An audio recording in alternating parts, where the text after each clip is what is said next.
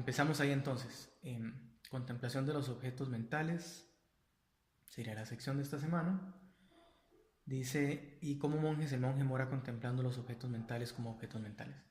Un comentario aquí a este respecto que ya he venido haciéndolo en otras sesiones.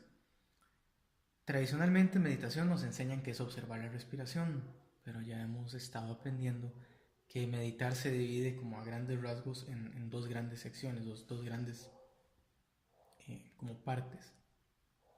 Una es la calma mental y otra es la observación, la introspección. Pero a su vez esta división es en realidad algo meramente académico, por decirlo así. En la práctica no se diferencian tan bien. La respiración la utilizamos para desarrollar la calma, como para tener un ancla, algo a lo que estar volviendo. La mente se distrae, volvemos, la mente se distrae, volvemos. Pero a su vez hay más cosas que podemos utilizar como ancla y esas son las que estamos viendo ahora en estas otras secciones.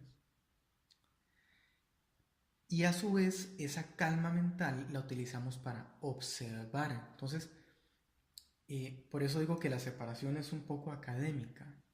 La observación es para tranquilizar, pero a la vez nos tranquilizamos para observar. Ahora vamos a ver los obstáculos, cómo se utilizan de esas dos maneras, que es igual como ya hemos venido utilizando otros. Reiterando, si se sientan a meditar y por alguna razón la respiración no es tan accesible ese día, estas son otras cosas que pueden utilizar en lugar de la respiración. De igual manera, si están muy bien con la respiración, hay calma, utilizamos estos objetos para entonces con esa calma observarlos, a veces quedarnos ahí un ratito, volver a la respiración y demás. En sí, lo que estamos es teniendo un montón de recursos para trabajar, entender que, que no se trata solamente de la respiración, sino de muchas otras cosas. Los 5 obstáculos son sumamente importantes porque a veces nos sentamos a meditar y simplemente no podemos hacerlo y decimos, hey, no puedo hacerlo. Estudiamos los obstáculos precisamente para entender que realmente hay, que realmente existen, que el mismo Buda lo sabía, que él los enseñó y además nos da una forma de sobrepasarlos. A mí me gusta siempre mencionar que esos obstáculos no son solamente de meditación. Si los estudiamos, si los vemos, si los probamos, van a ver que son obstáculos para muchas otras cosas en la vida. Así que aprendiendo a trabajarlos en meditación, podemos aprender a luego resolverlos también en otros ámbitos de la vida. Y eso es muy importante, ¿verdad? Entonces leamos, dice, he aquí monjes, el monje mora contemplando los objetos mentales como objetos mentales, en términos de los 5 obstáculos. Y hago una pausa de una vez. Ven que estamos en objetos mentales, los obstáculos son mentales, eso es muy importante. No hay realmente obstáculos como físicos, si nos falta alguna parte del cuerpo, si hay algún dolor, etc. Esos no son obstáculos. Aquí estamos entrando 100% en materia de lo que es la mente. Son obstáculos mentales. Dice, y como monjes, el monje mora contemplando los objetos mentales como objetos mentales en términos de los 5 obstáculos. Y aquí monjes, cuando hay un deseo sensual en el monje, él entiende así. Hay un deseo sensual en mí. O cuando no hay deseo sensual en él, entiende así. No hay deseo sensual en mí. Y también entiende cómo llega a ser el surgimiento del deseo sensual no surgido. Y entiende cómo llega a ser el abandono del deseo sensual surgido. Y entiende cómo llega a ser el futuro no surgimiento del deseo sensual abandonado. Ese es el primero. Y aquí ya estamos viendo un patrón que también habíamos visto antes. Entonces voy a ir por partes antes de recorrer los otros 5 obstáculos. Lo primero que dice es que mora contemplando los objetos mentales como objetos mentales. Entonces, de nuevo, estamos trabajando en la mente, objetos mentales. Y ahora lo que dice es, ¿cuáles de esos objetos mentales? Porque hay muchos. Aquí los estamos viendo como obstáculos. Es también como cambiar la perspectiva. Hay muchas otras maneras de verlos. En este caso, los vamos a ver desde la perspectiva de obstáculos. Están obstaculizando la práctica. El primero es deseo sensual. Y el deseo sensual se refiere a cualquier cosa a través de los sentidos. Los 6 sentidos, de hecho. Oído, ojos, nariz, lengua, gusto, tacto y la mente. La mente es un objeto sensorial, igual que los otros demás. Es un sentido de la percepción. Los oídos escuchan, los ojos ven, la nariz huele, olfato, la lengua percibe sabores, el tacto, todo el cuerpo, la piel en general percibe sensaciones y la mente percibe pensamientos, ideas, recuerdos. Y es de hecho quizá el más fuerte. Así que les decía ahora que estamos trabajando en la mente, pero ya que estamos viendo los objetos sensuales a través del cuerpo, pero lo que importa es cómo reacciona la mente ante eso. Por ejemplo, digamos que tenemos insatisfacción, estamos como un poco estresados, nerviosos, estamos ahí alterados. ¿Qué es algo que recorremos muy generalmente? A la comida. La comida entonces sería el sentido del gusto. Pero no es la lengua la que está diciendo quiero saborear, es la mente la que está buscando resolverlo por medio de la lengua. O tal vez puede decir deseo sensorial del cuerpo. Hace mucho calor, estoy estresado, ¿qué es lo que quiero? Menos calor, hay rechazo. Es la mente la que está rechazando. El cuerpo en sí no es el que va a estar haciendo el rechazo. Entonces lo que hacemos es que estamos observando esto por medio del cuerpo, cómo está en el cuerpo, pero finalmente en la mente. ¿Qué está sucediendo en la mente? En la mente vamos a tener entonces recuerdos, ideas, pensamientos, todo eso, todo lo que la mente hace se va a manifestar en el cuerpo y a la vez en la mente. Vamos de nuevo, puede haber insatisfacción. ¿Y qué puede hacer la mente? Decir, qué bueno tener algún olor agradable o rechazar un olor que tenga. Quiero tocar algo. O pensamientos, empieza uno a fantasear en un paseo, a fantasear en que las cosas son distintas, etcétera, etcétera. Volviendo un poco más atrás.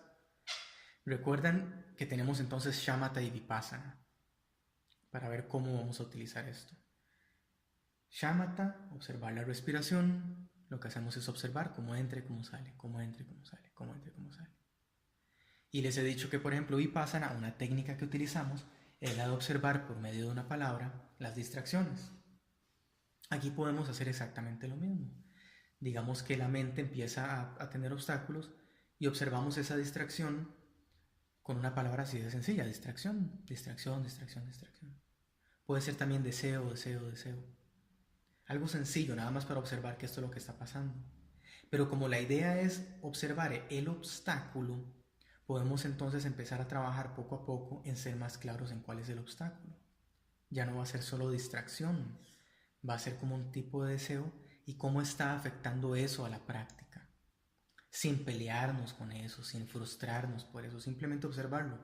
Qué interesante, hoy la práctica se me está viendo frustrada porque tengo mucho deseo por medio de los sentidos, ¿verdad? Sensorial, deseo sensorial. Quiero olores, quiero vistas. Alguien tiene el micrófono abierto y ahí sí está haciendo ahora mucha bulla. Le agradecería si lo puede apagar. No estoy seguro de quién es. Sé que la gente... No sé que se puede ver, pero no estoy seguro cómo es. No sé si alguien puede ver quién es y me avisa, porque en este momento es bastante la bulla. No puedo ni hablar. ¿Alguien ve quién es el que tiene el micrófono abierto? Pueden fijarse por favor todos si tienen el micrófono abierto o cerrado. Parece que es un hombre. Gracias, Patti. Sergio, ¿usted podría apagar el micrófono? Yo no sé por qué yo no veo eso. Bueno. Vamos a ver, ya al menos no hay bulla. Gracias. Seguimos entonces. Estaba hablando de lo de cómo hacer ya para observarlos y entender cómo es esto un obstáculo. Hasta el momento, y en realidad esto que estoy explicando se puede ir aplicando hacia atrás a otras partes que hemos estado viendo. Hasta el momento la práctica, como le he ido enseñando, es buscar la calma y observar distracciones y así, pero las observamos, utilizamos una palabra, empezamos a entender la diferencia entre una mente en calma y una mente distraída. Y aquí estamos empezando a ser más específicos. y a entender lo que significa el término vipassana, ver lo que está al frente, ver sin aferrarnos. Si yo logro ver estas distracciones como obstáculos, claramente, sin frustrarme, sin decir, esto es un obstáculo muy grande, deseo sensual, claro, no puedo sentarme porque me duelen las piernas, porque hace calor, porque me duele la espalda, sino verlo como un obstáculo y decir, bueno, ya sé que es eso lo que me está afectando la práctica. Que me siento y quiero que la espalda no duela, o quiero que no haga tanto calor, o que no haga tanto frío, o que los mosquitos no me piquen tanto. Lo empiezo a ver cómo juega eso en la práctica, cómo lo rechazo, cómo lo deseo, o cómo se acuerdan que tenemos cosas que son agradables, cosas que son desagradables y cosas que ni son agradables ni son desagradables. Muchas veces se le llama eso como indiferente, que no es tan bueno el término, pero sirve para entenderlo. Entonces, si empiezo a ver este deseo a la luz de esas tres y ya empezamos a jugar con otras partes, muy bien, es deseo y además es deseo de algo que quiero que suceda. Es deseo de algo que quiero que no suceda, los mosquitos picándome. O es deseo de algo que quiero que se mantenga así como está, a lo que llamamos indiferente. Esto ni me afecta para bien ni para mal, pero empiezo a desear que quede así, quede así, quede así.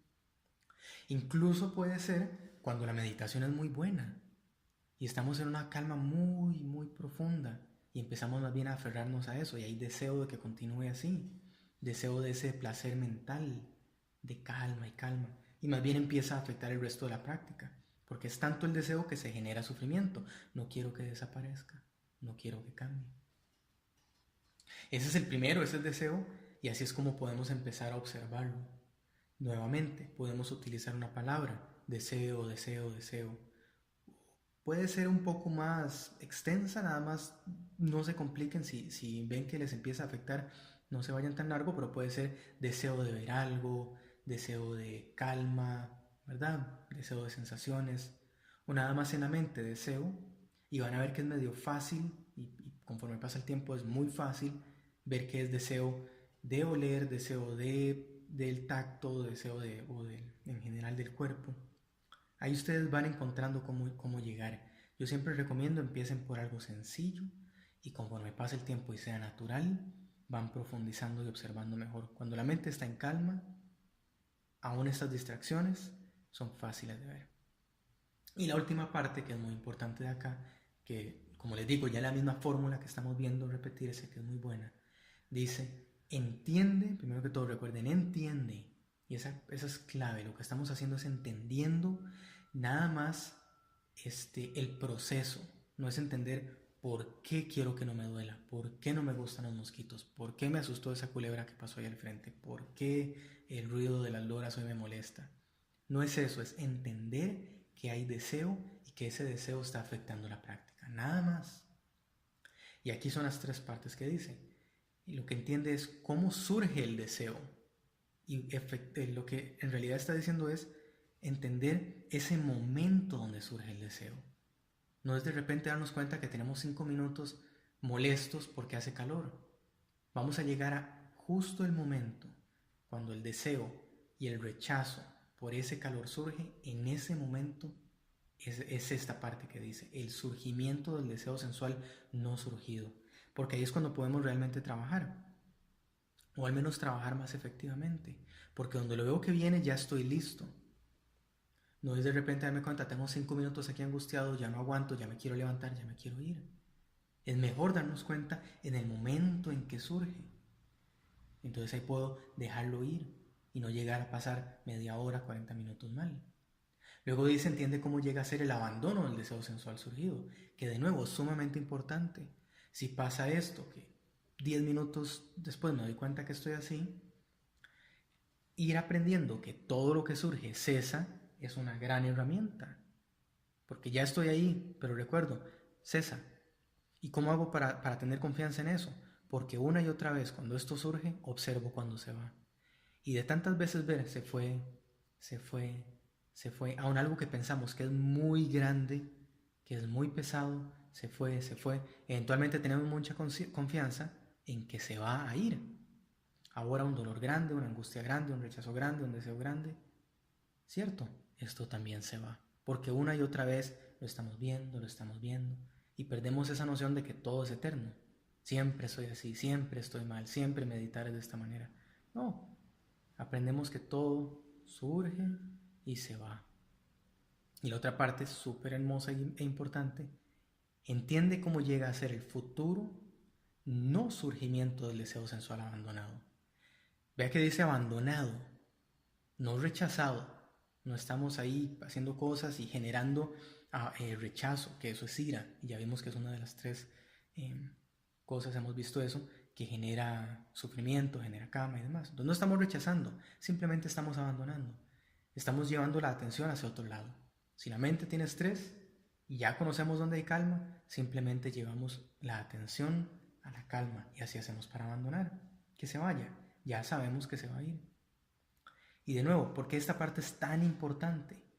Porque estamos generando confianza. Ya sé que es posible que no vuelva a suceder esto. Puedo no volver a enojarme por esto, no volver a frustrarme por esto, no volver a estar ansioso por esto. Sé que puede suceder, lo abandono.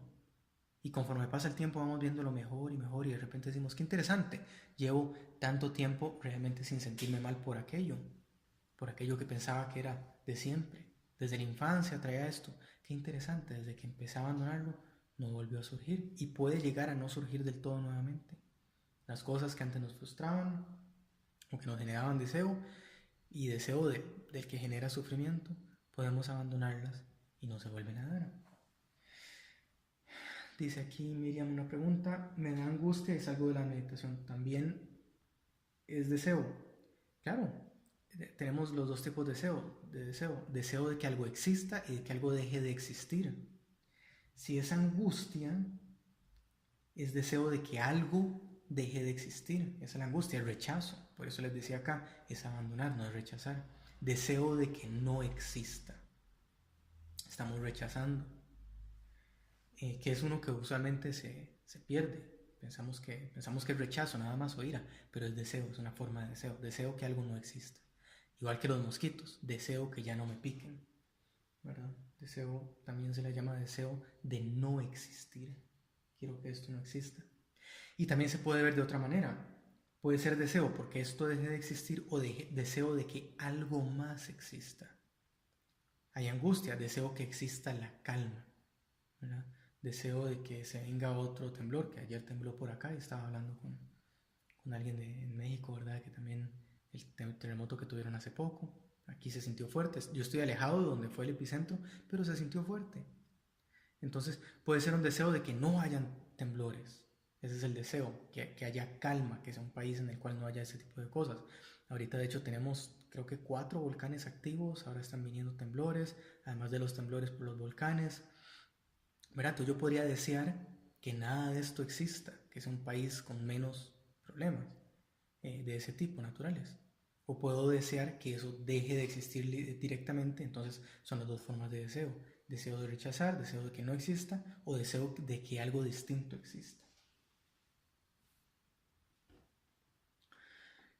Muy bien, y las otras partes de estos obstáculos es la misma fórmula. ¿Cuáles son los otros 4? Dice animadversión. Además, monjes, cuando hay animadversión. Animadversión es un tipo de rechazo, deseo de ira, como de odio hacia otras personas, deseo de que algo mal les suceda. Entonces, es una palabra que de hecho yo no conocía de otros lugares, pero se utiliza mucho en budismo, porque es un tipo de ira, de rechazo muy específico, es como con odio hacia otras personas, hacia otros seres, como de que algo mal suceda, como de que haya cosas ahí. Entonces dice cuando hay animadversión y repite la misma fórmula de antes. El otro es indolencia y letargo, preocupación y remordimiento, duda. Y cierra diciendo la duda en el monje, entiende así, hay duda en mí, o cuando no hay duda en él, entiende así, no hay duda en mí. Y también entiende cómo llega a ser el surgimiento de la duda no surgida, cómo llega a ser el abandono de la duda surgida y cómo llega a ser el futuro no surgimiento de la duda abandonada. Es exactamente la misma fórmula con las 5, entonces son deseo sensual, deseo de que algo me resuelva la situación por medio de los sentidos, animadversión, indolencia y letargo, preocupación o remordimiento y duda. esa preocupación y remordimiento, es bueno recordar lo de los 5 o lo de los preceptos y lo que he hablado bastante ya de la calma. Los 5 preceptos son una muy buena herramienta en budismo, porque son 5 guías muy sencillas que nos llevan a no tener remordimiento ni preocupación. Y a veces nos sentamos a meditar y la primera media hora es calmando la mente por todo lo que pasó en el día. ¿Por qué le grité a tal? ¿Por qué me preocupé tanto por esto? ¿Por qué me puse tan ansioso? Tanto deseo, que a veces pensamos que la felicidad nunca genera nada problemático, pero en realidad sí. Podemos estar muy ansiosos de felicidad de algo que viene, ¿verdad? Entonces, siguiendo los 5 preceptos, ojalá los 8 preceptos, podemos crear un ambiente en el cual la mente no llega a esto. Nos sentamos a meditar. Me salí, ¿verdad? Me parece que estaba desconectado. ¿Alguien podría decirme hasta dónde escucharon? Letargo, ya lo voy a explicar. De hecho, ya iba a explicar cada uno de ellos y los antídotos. Bueno, voy a continuar a partir de aquí. Espero que hayan escuchado lo demás. Decía que la importancia de esto, de conocer los obstáculos, es también ir entendiendo cómo desarrollar una práctica en la vida diaria de manera que cuando llegamos a sentarnos a meditar, esta transición sea lo más transparente posible. Los preceptos es una gran herramienta para eso. No vamos a tener, si seguimos bien los preceptos, no vamos a desarrollar animadversión por otros seres, no vamos a tener indolencia o letargo, que ya lo voy a explicar, preocupación especialmente, ni tampoco duda. Vamos uno por uno. Bueno, el primero ya lo expliqué, que es deseo sensual. Segundo, también animadversión. Indolencia o letargo, también hay otras traducciones que es como pereza. Y eso es básicamente tener pereza. No quiero meditar, qué cansado. ¿Y cómo se da eso? Cuando tenemos malas experiencias de meditación. Entonces decimos, no, mejor veo la televisión, mejor pongo música, mejor me como algo. ¿Verdad? Caemos en el otro, que es el deseo sensual. Entonces esta pereza la resolvemos por medio de energía, de hecho.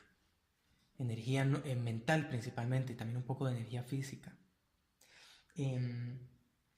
Por ejemplo, cuando nos acabamos de despertar, a mí me da mucho problema el frío. Yo me despierto y hace frío y no quiero salir de las cobijas. Entonces hay maneras de resolverlo. Una es tener ropa más caliente, ¿verdad? Yo tengo pijamas y todo, pero no siempre es lo suficientemente caliente como para salir de la cama. Entonces me quedo ahí un ratito. ¿Qué es lo que hago? Medito acostado.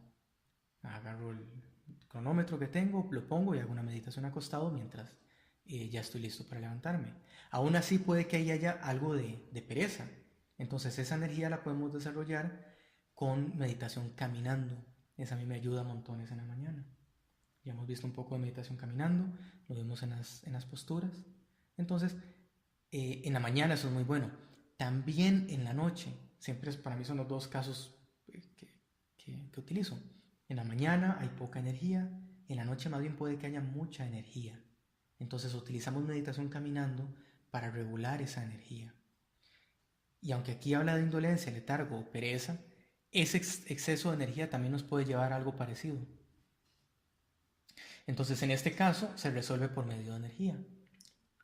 El deseo sensual se resuelve por medio de otras prácticas, como lo que es el del cuerpo, observar el cuerpo, y se va mucho del deseo sensual, de todos los sentidos.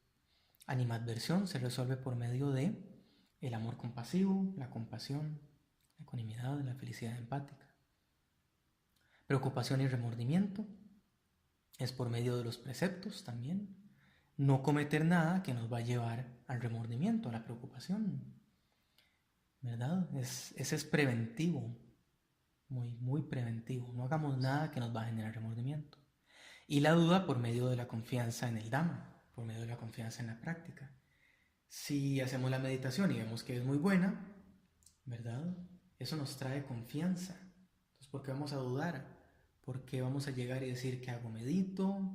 O enciendo la televisión, medito, o hablo con alguien, medito, o si tenemos confianza, vamos a meditar directamente. Entonces esos son los 5 y son las formas de resolverlo. Vimos la fórmula, que es lo importante, ver cuándo surge, cómo se va y cómo se puede abandonar completamente. Y termina el sutta diciendo: de esta manera mora contemplando los objetos mentales como objetos mentales internamente, o mora contemplando los objetos mentales como objetos mentales externamente, o mora contemplando los objetos mentales como objetos mentales de ambas formas, interna y externamente. Mora contemplando la naturaleza del surgimiento en los objetos mentales, o mora contemplando la naturaleza del cese en los objetos mentales, o mora contemplando ambas cosas, la naturaleza del surgimiento y la naturaleza del cese en los objetos mentales. Que siendo consciente de que he aquí los objetos mentales, simplemente se establecen ellos en la medida necesaria para un conocimiento descubierto y la atención consciente. Mora contemplando con independencia, no apegado a nada en el mundo. Es así, monjes, como el monje mora contemplando los objetos mentales como objetos mentales, en términos de los 5 obstáculos. Voy a repasar un par de conceptos aquí, y ya lo hemos visto antes. Primero, lo de interna y externamente. Es distinto el deseo sensual de adentro, ¿verdad? De la mente deseando algo, a aquel objeto que pensamos que es del deseo que está afuera. El cuerpo desde adentro, cómo percibe el calor, que lo rechazamos y queremos frío, a cómo se ve desde afuera. Entonces, lo que estamos es jugando mucho con eso. Ver que todo eso nace de adentro y cómo es distinto a lo que está afuera. Distinta la idea a lo que está adentro. Y esta parte es quizá de las más importantes. Dicen: mora contemplando la naturaleza del surgimiento en los objetos mentales, y también el cese en los objetos mentales, y ambas cosas, cómo surge y cómo cesa. Pero para mí lo más importante es en los objetos mentales. Eso lo hablamos hace poco. No son las palabras las que nos causan ira o felicidad, es en la mente, en los objetos mentales, el deseo lo que causa eso. No es que me pusieron un platillo delicioso al frente, lo que generó el deseo de comerlo, es adentro. En el deseo, en el objeto mental, en la mente es que se crea el deseo por ese plato delicioso. Inclusive la palabra deliciosa nace de ahí. Entonces, si es en la mente donde surge el deseo, ahí tiene que cesar. El deseo no se va a acabar cuando bloqueemos todos los platillos deliciosos de comida, o cuando nos deshagamos de todos los vecinos incómodos. Los deseos van a cesar cuando en la mente cesen y cuando los abandonemos, que es la palabra que ya estamos utilizando. Y esta otra parte es también muy importante, lo que viene ahora, porque es algo que se dice que el Buda rechazó el uso del cuerpo para algo más que la práctica. Dice: se establece en ellos, en los objetos mentales, en la medida necesaria para un conocimiento descubierto de atención consciente, con independencia, no se apega a nada. El Buda lo que dice es eso una y otra vez. El cuerpo está ahí, lo vamos a utilizar para la práctica. La mente está ahí, la vamos a utilizar para la práctica. Pero es solo para eso. No necesito cambiar el cuerpo una vez que haya despertar o que haya cese del sufrimiento. No necesito el cuerpo para nada más. Hay que mantenerlo lo suficiente para hacer la práctica.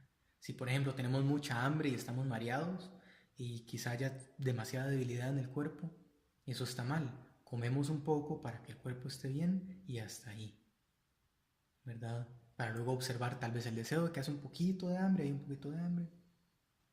Pero para nada más, no necesitamos un cuerpo especial, no más mínimo, ni una mente especial, no más mínimo, solo una mente capaz de observar, un cuerpo capaz de hacer la práctica.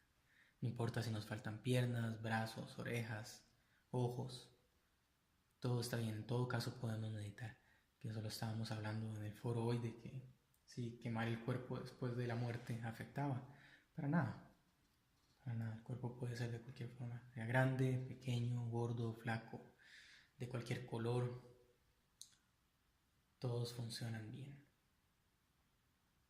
Muy bien, hasta aquí esta parte. Entonces, si tienen alguna pregunta adicional la pueden hacer, pueden escribirla o me dicen y abren el micrófono para hacer la pregunta. Yo espero que me sigan escuchando, porque creo que hoy Skype está un poco temperamental. Pero se hacen preguntas hasta esta parte para revisarlo.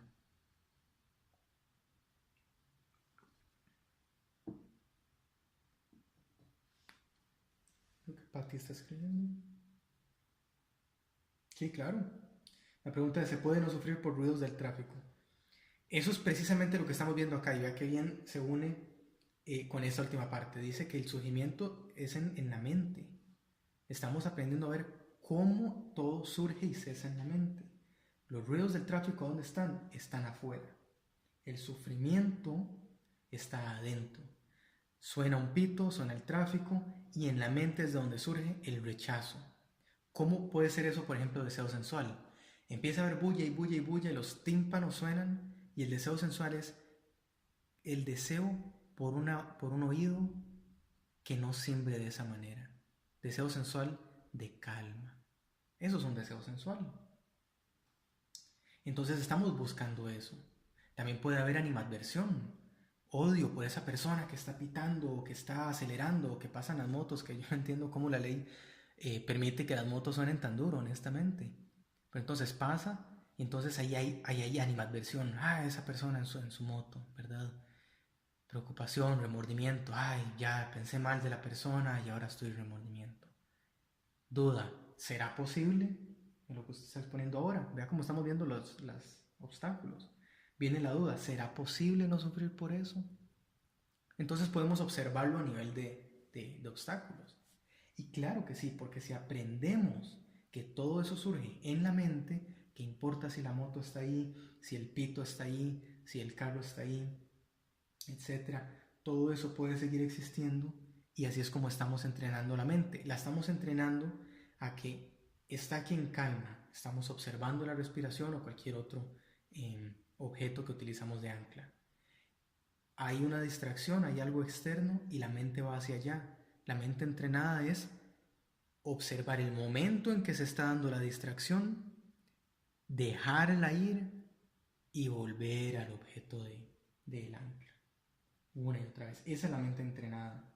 Entonces todo eso sigue sucediendo afuera, pero una y otra vez estamos volviendo. Los oídos pueden no doler por el ruido. De hecho que sí. De hecho que sí.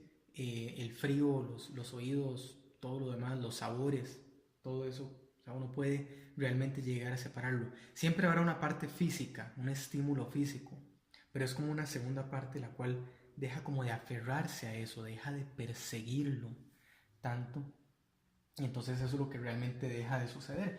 Puede que tal vez, y nunca lo he visto en estudios científicos, puede que los tímpanos sigan sonando y todo está ahí físicamente, pero uno está en perfecta calma. Puede que sea así o puede que se calme. La verdad es que para efectos de nuestra práctica no importa. Lo que importa es que podemos no tener ese sufrimiento adicional, ese aferro, ese buscar tanto, esa incomodidad, sino que nos enfocamos nuevamente en la calma. Dice, tener expectativa de que algo pase durante la meditación es también limitante. Claro, eso es deseo, es también limitante. Nos sentamos a meditar y decimos, muy bien, hoy tiene que ser así, tiene que estar en calma todo, mi mente no se va a distraer, va a ser placentero. Ya estamos creando una limitante. Vean que en ninguna de las instrucciones que hemos visto hasta ahora y no la van a ver después, hay esto. En ningún momento nos sentamos y decimos, esta es la meta para hoy y esto es lo que va a suceder hoy. Vea que todo es observa, entiende. Aquí justamente lo acabamos de leer, dice, el monje entiende así, dice entiende, simple y sencillamente. Pero aún si ponemos eso como reto, hoy me voy a sentar y hoy voy a entender, va a ser una limitante. Hay uno que me gusta mucho, una instrucción que dice, la única manera de meditar incorrectamente es no seguir las instrucciones. Todo lo demás es válido. Si nos distraemos más que nunca, está bien porque estamos notando las distracciones. Si estamos rechazando todo, está bien porque estamos observando que hay rechazo. Y eso es lo que estamos haciendo. Hay rechazo, lo observamos y lo dejamos. Vuelve a haber rechazo, lo volvemos a observar y lo dejamos. Y estamos aprendiendo una y otra vez. Eso es de lo peor, creo yo, que se puede hacer. Ponerle una meta a la meditación. Solo siéntense, mediten, sigan las instrucciones y todo lo que pase es válido. Dice Miriam, la expectativa puede ser encontrar una solución a alguna inquietud del meditante. No solamente es una expectativa sino que además no es meditación, al menos en budismo no es meditación. Meditación no es encontrar soluciones a las cosas ni a las inquietudes. Vean eso también, que hasta ahora no hemos visto que las inquietudes se van a resolver. No dice va a dejar de haber. Bueno, lo dice de una manera, pero no de esta manera. Te lo voy a explicar un poco mejor. Lo que dice es, entiende cómo llega a ser el futuro no surgimiento de aquello que ha sido abandonado. Entonces no estamos solucionando la inquietud, la estamos abandonando. Y eso a veces tiene cierto choque con la gente, porque dicen, ¿cómo puede uno nada más dejar de preocuparse por el hambre del mundo? Lo que estamos es dejando de lado la preocupación, la angustia, la limitante para trabajar. No necesariamente estamos abandonando el hecho de que queremos resolver el hambre del mundo, porque volvemos a entrar en temas como la compasión budista. Estamos abandonando la inquietud, el problema. Y al haber una ecuanimidad, cuando lo abandonamos lo que sucede es eso, hay ecuanimidad, hay calma, podemos entonces trabajar. No resolvemos la inquietud de cómo voy a resolver el hambre del mundo. La inquietud que estamos resolviendo es el problema de estar con un problema por eso, ¿verdad? Entonces es muy interesante. Y estábamos hablando de eso en el otro foro hoy. Y es algo como que a veces confunde a la gente. ¿Qué es ecuanimidad? Que si es lo mismo que indiferencia. Y lo vemos en el Buda. El Buda tenía ecuanimidad, pero aún así enseñaba. No es que al tener ecuanimidad decir, bueno, hay gente que sufre. ¿Y qué? No, él decía, hay gente que sufre. Y la compasión entonces viene a actuar y decir, y entonces yo sé resolver eso, yo sé enseñarlo, voy a ir a enseñarlo. Igualmente, digamos que nuestra inquietud sea que estamos preocupados porque hay que pagar la casa, porque nos la van a quitar y entonces no vamos a tener donde vivir y tal vez tenemos familia y personas que dependen de nosotros. La meditación, como está enseñada por el budismo, lo que viene a resolver es la inquietud y el problema para estar en calma. Cuando eso se resuelve, interesantemente lo podemos aplicar a la vida diaria. No es para lo que se creó, pero lo podemos aplicar ahí. Y llevarlo y actuar con una mente tan en calma. Y tal vez decimos, bueno, efectivamente no voy a poder pagar la casa, la voy a perder. Vamos a ver qué sucede. O tal vez es, así es como puedo resolverlo. En cualquiera de las dos ya hay calma. Ya hay calma. Y a mí me ha servido eso muchísimo. Entonces también por eso tengo mucha fe en esa parte y mucho que hablar al respecto. Porque cuando yo empecé con todo ese proyecto de enseñar meditación, enseñar temas budistas, pues era un formato que yo quería seguir y un proyecto como yo lo quería llevar. Y fui encontrando obstáculos y problemas y que así no funciona y que esto no es viable económicamente y que la gente no entiende así. Y la meditación fue la que me ayudó ahora a estar, por ejemplo, ahora dando estas charlas, que interesantemente tengo unos 4 años tratando de hacerlas y hasta ahora puedo hacerlas de forma continua. Recuerdo la primera vez que la hice y fue un verdadero desastre. El micrófono no funcionaba, había bulla, la conexión se caía, etcétera, etcétera. Y ahora pues que todo se resolvió. ¿Cómo me sirvió esta última parte? Que no es la expectativa de resolver algo. La meditación es ir a observar, entender la alteración mental y dejarla ir. Y así siguió y siguió hasta que años después pude llegar a hacer esto. Si yo me hubiera sentado a meditar con la imposición de lo que voy a resolver es cómo dar las charlas, ahí estaría frustrado meditando. Porque la meditación no me va a resolver eso, lo que me va a resolver es la preocupación. Entonces luego pude estar tranquilo, seguir enseñando, seguir meditando. Y ahora que se dio, se dio. Y no sé si va a durar una semana más, un año más, 15 días más. ¿Verdad? Porque es interesante, y nada más para ahondar en ese punto. Sé que en enero no voy a poder hacerlo porque tenemos la visita del monje. Entonces yo voy a tener que suspender esto por un mes. Y podría estar inquieto de decir, uy, ahora que logré hacerlo y solamente lo voy a hacer por 2 meses y después ese mes tal vez ya la gente se lo olvide y no vuelva a entrar, ¿verdad? Entonces puedo crear esas preocupaciones o puedo estar nada más tranquilo y decir, bueno, si son 2 meses, son 2 meses, maravilloso. Si es una semana, maravilloso. Si después de enero volvemos a trabajar, maravilloso. Si después de enero me sale el viaje al monasterio y me voy, maravilloso. Pude hacerlo por este rato. Y lo que estoy dejando es la inquietud. No le estoy poniendo un peso a la meditación de resuélvame cómo hacerlo correctamente.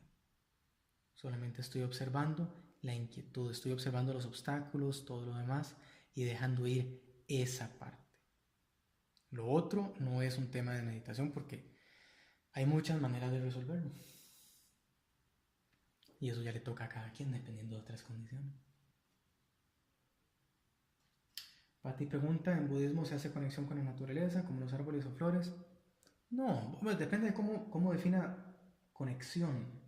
Si quiere me lo explica un poco más mientras yo voy explicando. El Buda lo que hablaba era de la importancia de irse al bosque.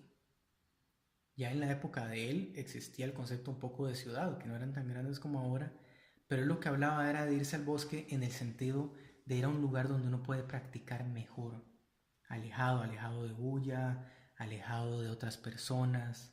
Y claro, lo que decía era vaya y entre en llana, entre en meditación profunda. Entonces él hablaba mucho de los beneficios de ir a hacer este tipo de práctica. Él mismo hacía retiros personales, se iba 15 días, varios meses y no hablaba con nadie.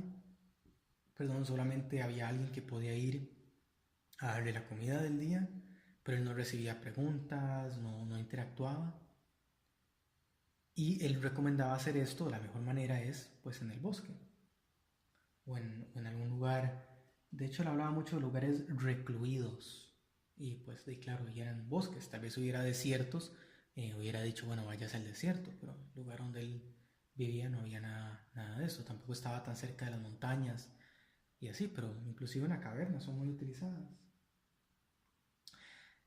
En la explicación que nos da Patti es, hay quienes dicen que se vuelven uno con los árboles, la verdad no sé, por eso mi inquietud. No, porque, bueno, aquí en estas, ahorita vamos a ver un poco de eso. El budismo no contempla el concepto de uno, y ahora usted lo pone con mayúscula para, supongo que, ser más claro en ese término de uno. El budismo no existe el uno, tampoco existen los dos, eso es más de otras tradiciones. Volvernos uno con algo no resuelve el sufrimiento. Recordemos que la meditación es para eso. Y simple y sencillamente la causa del sufrimiento no es que no somos uno, por tanto el ser uno no va a resolver eso. Y lo pueden ver aquí. Si el problema que hay, el obstáculo es que tenemos odio por todo, volvernos uno con los árboles o con otros no lo va a resolver. También tenemos la capacidad de sentir odio hacia nosotros mismos, ¿verdad? Si el problema es la pereza, volvernos uno con un árbol no va a resolver la pereza, ni la preocupación, ni el remordimiento. Así que tal vez haya una percepción de ser uno, tal vez reconocemos una cierta relación con las cosas, pero pues en sí eso no va a resolver el origen del problema como tal. Está bien, todo lo que uno haga está bien si nos ayuda a resolver este problema que estamos estudiando. Y aquí, por ejemplo, son las limitantes. Pero esa fina línea de hasta dónde me está ayudando a resolver y hasta dónde se está convirtiendo en un problema nuevo, ahí es como la parte interesante, ¿verdad? Y por eso los lineamientos del Buda son tan buenos, porque no nos llevan hacia allá. Quizá la forma fácil de resolverlo es eso. Si estamos, por ejemplo, trabajando en los obstáculos, hacemos una práctica como esta, decimos, ¿esto resolvió el obstáculo o no? ¿Lo agravó más bien? Y de ahí ustedes van a tener la respuesta, ¿verdad? Si lo que tengo es ira, volverme uno con los árboles resolvió la ira con la gente, ahora que hablábamos del tráfico. Tal vez sí, tal vez no. ¿Verdad? Yo, en mi práctica, la respuesta es no. Hay alguien con el micrófono abierto, por cierto, no sé quién será, pero me sonaban unas sillas o algo así. Dice Patti, ¿cómo se puede cesar el sufrimiento por completo? Si en todo momento necesitamos algo, aunque sea comer. La respuesta larga y corta es, eso es lo que estamos estudiando precisamente. De hecho, usted lo pone al final. Ahí sé que es el de Jaime el que está abierto. Dice, si en todo momento necesitamos algo, el inicio del sufrimiento es el deseo. La forma de resolver el sufrimiento es abandonando el deseo. Dice, si en todo momento necesitamos algo, aunque sea para comer, la pregunta es, ¿por qué lo necesitamos? Lo necesitamos porque realmente el cuerpo tiene que existir y por eso tenemos que comer. O lo necesitamos porque creemos que así tiene que ser. El budismo es muy claro y no todo el mundo llega hasta ahí porque uno lo que dice es tranquilo, si el cuerpo muere, solo el cuerpo, pasa uno a otro plano de existencia y todo existe. Si no son de los que quieren llegar hasta allá, lleguen hasta otros puntos y vean hasta dónde uno está creando el sufrimiento. Deseo que mi jefe no sea tan molesto, deseo que mi carro sea más rápido, deseo que el concierto dure más. Nos sentamos y hacemos una observación y decimos, ¿realmente cuando eso cambie va a cesar mi sufrimiento? O más bien por estar deseando eso es que sufro. Deseo que los carros no piten tanto. Deseo que el queque sea más rico, el pastel, como se digan ustedes bien. ¿Realmente el sufrimiento es porque el pastel no es más rico? ¿Porque el arroz no era más salado? ¿O estoy sufriendo porque deseo que eso sea distinto?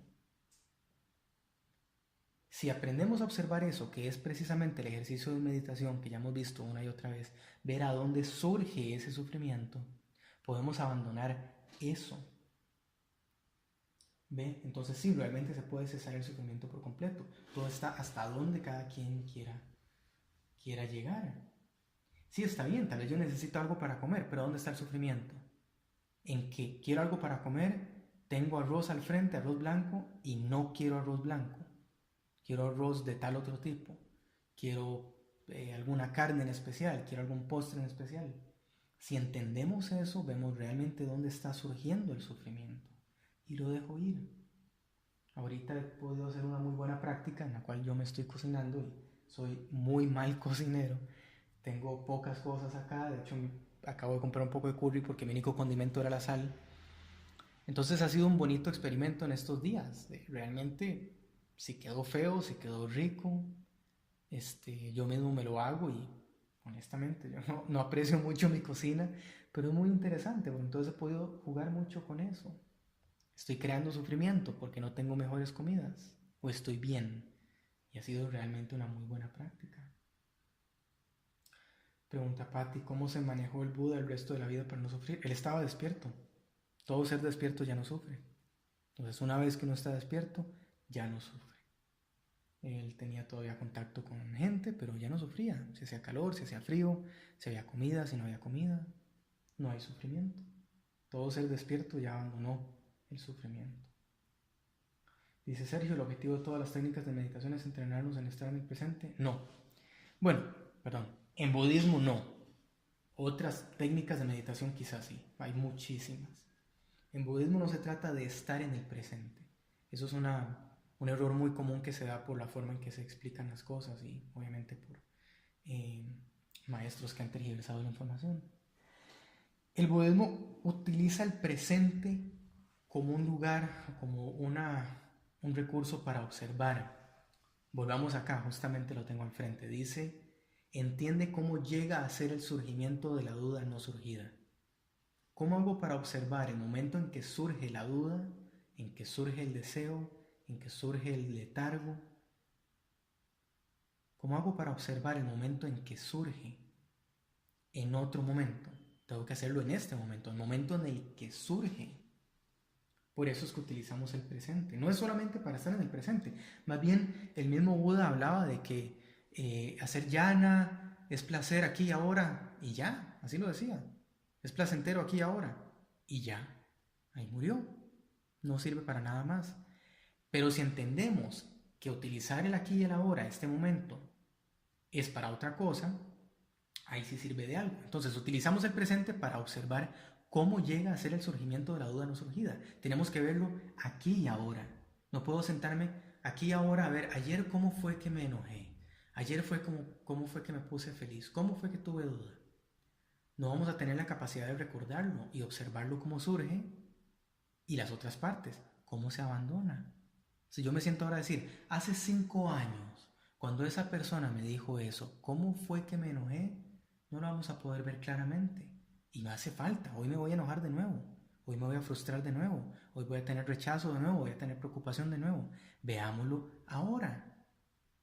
¿Y cómo hago para ver hace 10 años cómo era que estaba tan en calma yo? ¿Cómo era que no tenía ira? ¿Para qué? Si justo ahora puedo ver cómo la mente está en calma, cómo no hay duda, cómo no hay letargo, cómo no hay preocupación, cómo no hay deseo, puedo hacerlo ahora. Utilizamos el presente, el aquí y el ahora, para ver todo eso. En vez de mañana lo hago, cómo será mañana, cómo será ayer, es un recurso. Pero no solamente para estar aquí, como les decía ahora. Eso no resuelve el problema, no resuelve el sufrimiento. Y no es permanente, es un recurso. Patti dice solo acepta todo. No es aceptar. A veces la palabra es la confusa. El concepto puede que sí sea. No es aceptar, es entender. Porque en aceptar, a mí, yo siempre hablo de esa palabra aceptar, porque aceptar a veces se puede pensar que es a pesar de, y hay como cierto todavía rechazo. Bueno, sé que es así, no quiero que sea así, pero ¿qué me queda? Lo acepto. No, lo que estamos haciendo es entender. Entiendo que es así. Puede que el concepto al final del día sea el mismo, pero si les sirve jugar con la palabra, utilícenlo. Estoy entendiendo, así es. Hay pitos, hay calles. Entiendo que es así. No lo acepto, no digo, ay, bueno, quisiera que sea distinto, pero, hey, ¿qué me queda? Lo acepto. No, lo estoy entendiendo. Así es. Simple y sencillamente así es. Y estoy bien entendiendo. Por eso el Buda utiliza la palabra. Entiende, no dice acepta, no dice se resigna. Entiende, así es. Ya estamos llegando a la hora, apenas hicimos esta parte, yo pensé que iba a ser como de media hora, pero excelente. Si tienen un par de preguntas para cerrar, vamos a tener estas dos. Entonces la de Jaime y la de Pati, vamos a ver cómo nos va para que la sesión quede en una hora. Jaime dice, en la meditación shamatha nos concentramos, por ejemplo, en la respiración, hacemos esto, entre otras cosas, para que la imaginación no nos juegue una mala pasada. ¿Cómo podemos diferenciar si estamos en jhana o solo imaginación? ¿Cómo se puede orientar o dirigir la meditación para llegar a jhana? Muy buena pregunta. Eso he hablado un poco antes, que estamos trabajando mucho en realmente entender qué es calma y qué no es calma, porque usualmente no sabemos qué es eso, ¿verdad? Por eso aquí estamos observando la duda, estamos observando la animadversión, el deseo sensual, precisamente para conocerlo, para resolver esa pregunta. Si estoy en jhana, yo me siento el primer día, probablemente no voy a saber eso, porque no sé cómo es la duda, no sé cómo es la mente alterada. Entonces al inicio estamos apenas viendo y viendo y viendo, esto es calma, esto es alteración, esto es calma, esto es alteración, y eventualmente ya podemos diferenciarlo. Entonces no nos vamos a perder diciendo, uy, ¿será la imaginación que me dice que estoy en calma? Porque ya pasamos mucho tiempo realmente observando calma, distracción, calma, alteración, calma, no calma. Y cuando hacemos eso una y otra vez, eventualmente va a ser claro como el agua. No va a haber duda, esto es jhana. Porque también conocemos la calma de pasó el huracán, ganó mi equipo, que eso no es calma en realidad. Nada de eso es calma.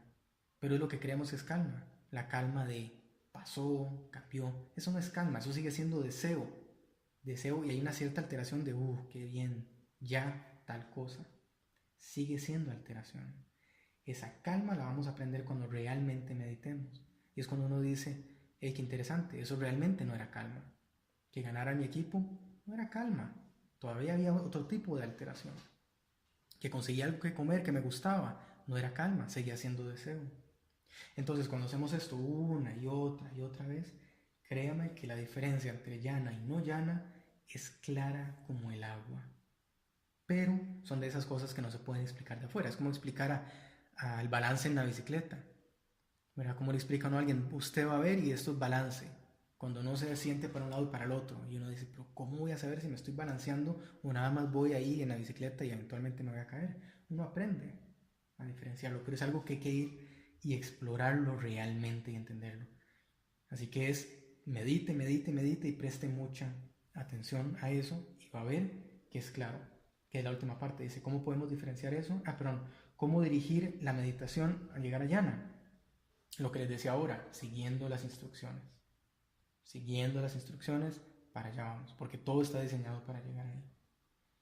Entonces Patti dice, cierto, diferenciar las palabras da mayor entendimiento a la mente. Correcto, correcto. Por eso es bueno utilizarlas. Si al final decimos, bueno, si era lo que yo pensaba, maravilloso, pero es bueno explorarlas un poco y ver si hay un error de concepto o no. Sergio dice, a veces meditando me dan ganas de reírme, ¿serás una distracción? Claro que sí. Es una alteración.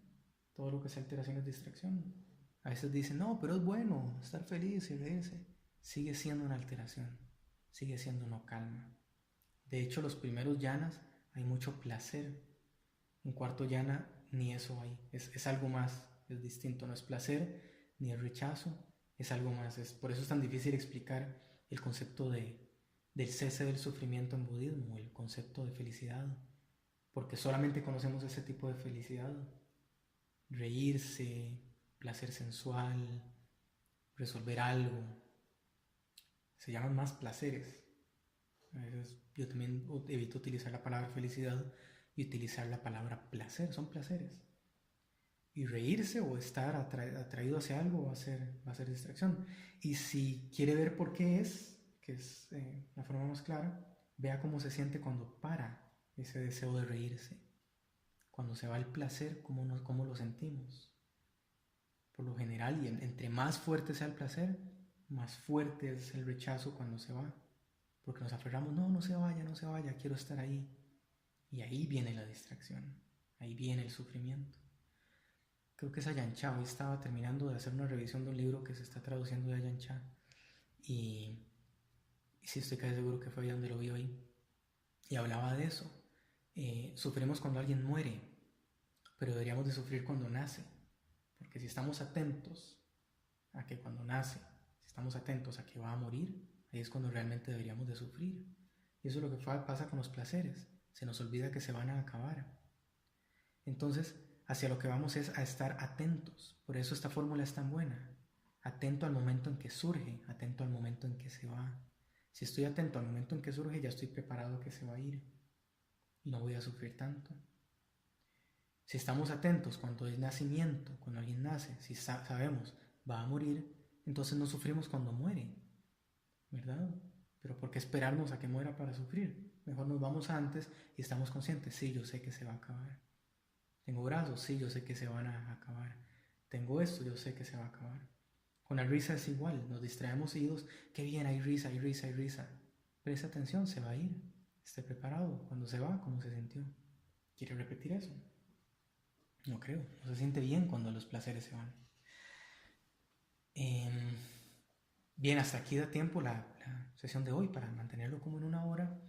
Empiecen a incorporar eso. Y si tienen dudas o lo que sea, recuerden que pueden escribirme y lo vamos viendo. Entonces ya vamos aprendiendo una nueva manera de cómo observar esto. Ya no es solo distracción, esta distracción a la luz de una obstrucción para meditar. Y llévenlo a la vida diaria, van a ver que aplican estas 5, son maravillosas.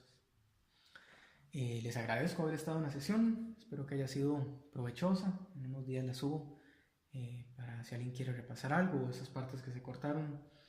Muchísimas gracias, en serio, y nos vemos mañana en Estudio del Dhamma, que vamos a ver las 3 marcas de la existencia. Creo que lo vamos a ver mañana.